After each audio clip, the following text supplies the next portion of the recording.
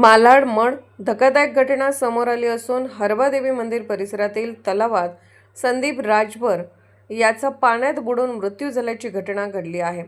प्राथमिक माहितीनुसार संबंधित इसम हा दारूच्या नशेत तलाव पाहण्यासाठी गेला असता पाण्यात पडून बुडाला अशी माहिती मिळत आहे।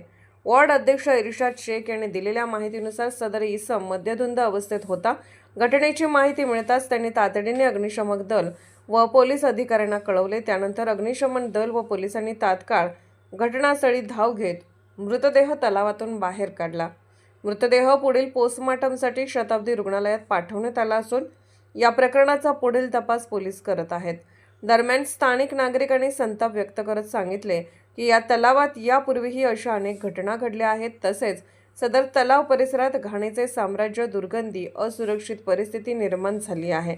यामुळे महानगरपालिकेने सदर तलाव आपल्या ताब्यात घेऊन नियमित निगराणी, स्वच्छता आणि सुरक्षा उपाययोजना कराव्यात अशी जोरदार मागणी होत आहे। तसेच तलाव परिसर सुंदर करण्यासाठी मुलांसाठी खेळाची साधने व छोट्या बोटी उपलब्ध करून देण्यात याव्यात, जेणेकरून परिसर सुरक्षित व आकर्षक राहील अशी मागणी वॉर्ड अध्यक्ष इर्शाद शेख यांच्यासह अनेक स्थानिक नागरिकांनी केली आहे। जागृत महाराष्ट्र न्यूज, मालाड, मुंबई।